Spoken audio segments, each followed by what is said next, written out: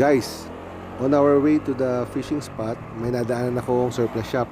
Hilig ko talaga dumaan sa mga ganito, yung mga Japan, Australian surplus. Tumitingin ako ng mga fishing accessories, fishing rod and reel, or anything na interesting. Baka may magustuhan ako, binibili ko. Opo!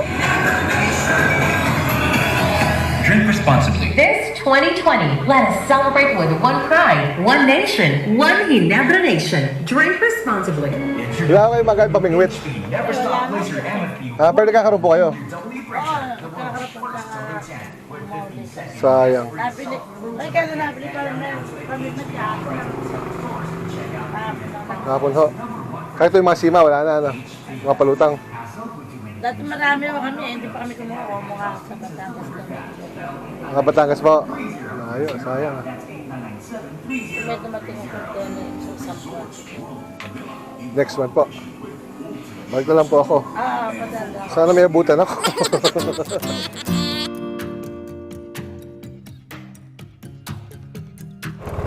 Dito tayo. Set up.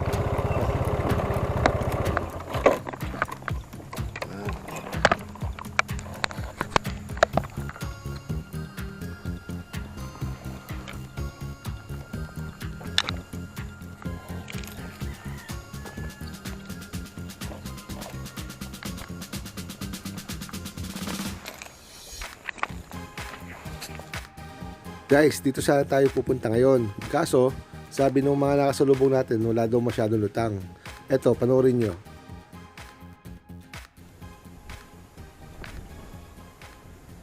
Oh, hindi ba boss lumutang doon? Madalang. Madalang ba?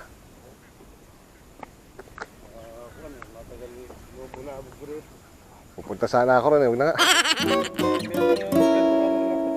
Meron doon. Walang mahuli rin ah.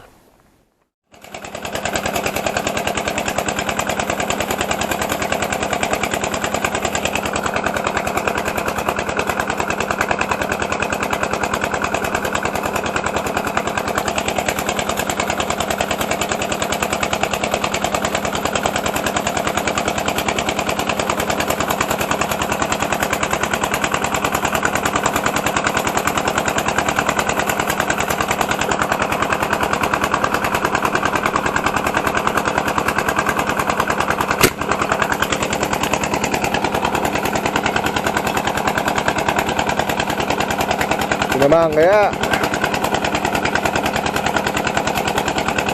sa pool, good shot. Sana putol. Sa water lily.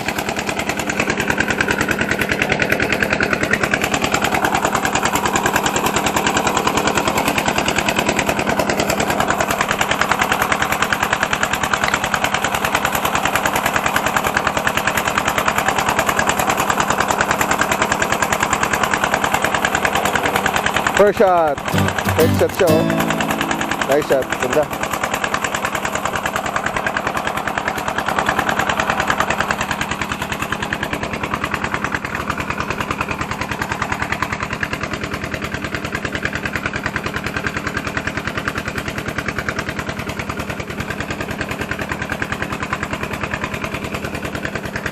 Nice tayo. Nice shot. Good shot.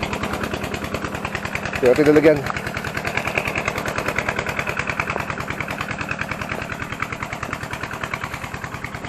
Yan, ngayon, saan tayo? Catch and cook. Kailangan may mahuli. Pag wala nahuli, wala cook. Sabi ko ihaw to. Pero kasi daing ginagawa ko rito eh. Hindi kailangan kong ihaw. Yan lang. Ay, punas. Punas.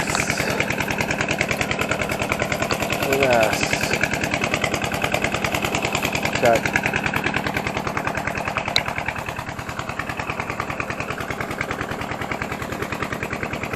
Tigas ng ulo niya, bumuloktot yung bala ko oh.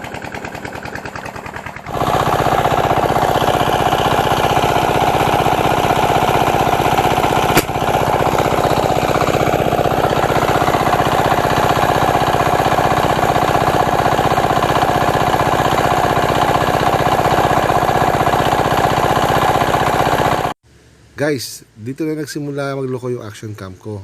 Ewan ko kung ano nangyayari sa kanya, pero minsan may kuha, minsan wala. So, hindi ko masyado na-videohan yung mga huli natin na isda.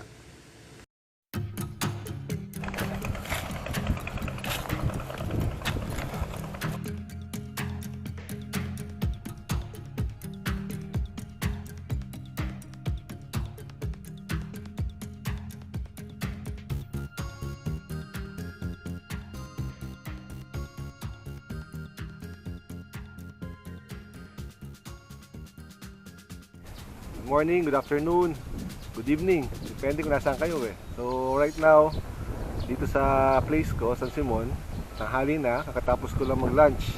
Lalata na ako. Yeah, kasi nagsimula ako, siguro mga, more or less mga 7 ako lang, dito na ako. Hindi ka tayo nakahuli. Mga around, siguro may isang oras bago tayo makahuli ng first catch natin. So, kamuha natin yung kanina. Nako 3 silver carps. Plano ko talaga today is mag catch and cook. Kaya may dala akong rice eh. Problema 11 o'clock na. Doon pala ako nagsimula makahuli ng dalawa pa. So medyo natagalan. Naisip ko kung magpapaapoy pa ako, magpaparikit pa ako. Masyado na matagal, may isang oras siguro yun. So buti na lang may baon akong hotdog saka kamatis. Yun na lang kinain ko. Baka next time, balak ko, makapagdala ng portable stove na lang. Huwag na maihaw kasi mahirap din magpabaga.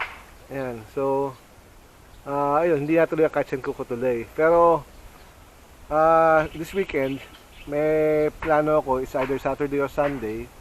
May mga kasama tayo. Kung matutuloy, catch and cook. Pero kung hindi, tayo, fish hunting pa rin. Time check is around 12:30 na. So medyo pagod na rin ako, lalata na ako. Mataas na rin ang araw eh. Ayan. Buti nakakuha tayo ng pwesto rito, maganda-ganda, mahangin, tahimik, tapos malamig. Kaya medyo nakakapahinga tayo ng konti. Basa mo tayong comments. Yung last na ginawa kong video, yung sa DIY ng TIKSAY, yung karete, okay naman siya. Meron mga natuwa kasi nagkaroon daw sila ng idea paano gawin. Okay. So basa mo tayo mga comments. From Nasser Maulana. Thank you bro. Nagka-idea tuloy ako na lagyan ng styrofoam ang loob ng karete para di lumubog kung sakali matapos tubig. Wala kasing lumang slipper dito sa bahay. Bro Nasser. Yes, tama ka kasi nangyari sa akin yan eh. Yung first time kong gumamit ng TIKSAY, mag-TIKSAY ako, hindi ko na ilak ng maigi yung karete niya kaya nung pagputok sumama. Good thing, ang bilag sa kanya water lily. So nakuha ko pa. Pero just imagine kung walang foam yon at walang water lily, nahulog sa tubig. Goodbye na. Nag-donate ka ng karete ron sa ilog. Very helpful, so very important din na may foam talaga. It's either chinelas, luma, or kahit anong foam na makuha mo sa bahay. Gamitan mo lang ng cutter or sharp knife. Pwede na yun. Basta maipasok mo lang sa loob para just in case na mahulog, lulutang pa rin, makukuha mo pa rin hanggat maaari. Okay? Samuel Embog. Iba talaga pag may gamit at place na katulad ng sa'yo bro. Salamat sa pag-share ng paggawa ng TIKSAY set. God bless. Yes, yung mga gamit naman napundar ko na dati yan eh. So before pa nung sa sobrang dami kong hobby, pa konti-konti napundar yung mga iba't ibang tools, hand tools, power tools. So good thing napapakinabangan siya sa lahat ng hobbies ko. Yan. Okay, especially sa pagtitiksay, gamit na gamit. Okay, bro Jojo Padilla. Sir, lagi ako nanonood ng video mo. Pa-shoutout naman sir from Masantol, Pampanga. Solo hunter ako sa paniniksay. Sana makasama kita sir. Bro Jojo, yes, sige, message mo lang ako kung magagawin ka na sa San Simon. Anytime naman ako, pwede naman ako basta walang ginagawa. Yun, let me know kung magagawin ka nito, maniksay tayo. Actually mas maganda weekdays kasi konti na niniksay. Yan. Next, ito, Pinoy Outdoor Adventure kay VJ. Bro, kumpleto ka pala sa gamit. Ang sarap kumilos kapag ganyan. Yes bro, masarap gumawa pagka kumpleto ka ng gamit, hindi pa putol-putol. Takbo ka lang sa tambakan mo ng gamit, kuha ka lang ng gamit na kailangan, matatapos mo within a day. Kung may project ka, kaya tapusin. Yan. Subscribe din nga pala kay Pinoy Outdoor Adventure. Yan, maganda channel dito. Lagi akong nakasubaybay at nanonood sa mga vlogs niya. Very informative din, saka entertaining. Fishing vlogs, yan. More on fishing vlogs to. Sama niya si Boys Fishing at iba pa. Yan, check mo rin siya. Next, Salvador Ruiz. Bro Salvador. Sarap gumawa pag kompleto gamit. Yes, totoo. Kanibang gumawa, lalo ako na-inspire, boss. Thank you. Yung pala ang gamit ng chinelas. Yes, chinelas or ano nga, any styrofoam, pwede yan. Basta maipapasok mo sa loob ng karete mo. Lulutang yan. Yan, Rolando Canaria. Sir, good day. Ask ko lang yung size ng 3 size pipe na ginamit mo. Okay, pipe is 1.75 inches in diameter. Tapos length is siguro sa mga 15 to 16 cm. Yan. Ginaya ko lang yung yung nabili ko. So, more or less yun ang size niya. Yan. Alex Tapada, dagdag kaalaman para sa mga katiksay. Salamat sa share mo, boss. Shoutout naman next vlog mo, katiksay from Hain, Nueva Ecija. Shoutout to Alex Tapada. Bro, thank you for for watching. Yan, huwag kang magsasawa. Yan, lagi nakasubaybay sa atin ang ating kaibigan, si Alex Tapada. Josie Bacani, sir, magkano sa karete mo yung malaki, kulay orange na PVC? Bro, ano lang, ang size niya, kung di ako kakamali, sa 2 inches diameter. Ano lang yun, kasama yun ng crossbow na. Kung tatanong kayo kung bakit hindi ko pa ginagamit yung crossbow, kasi meron pa ako mahinihintay na parts and gamit na para doon. Example, yung pangkasan niya na string, in order ko pa online. Tapos, meron pa akong i-revise sa mga hawakan. Gusto ko kasi personalize eh. So, ipa-personalize ko muna siya bago natin gamitin at ilabas. Yan. Para pag nilabas natin dito, maganda. Yan. Okay, so hanggang dito na lang muna tayo. Kung hindi ka pa naka-subscribe, please subscribe, like, share, comment, click the notification bell para updated ka sa mga susunod na post ko. And kita-kita ulit tayo next time. Okay, salamat!